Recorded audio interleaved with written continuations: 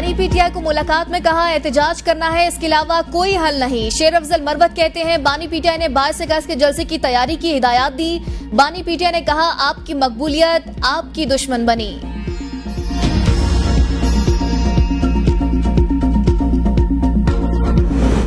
KP में focal person बराए वजीर आला जुनेद अकबर को ओहदे से हटा दिया गया। एमएनए शाहिद खटक नए फोकल पर्सन मुकर्रर।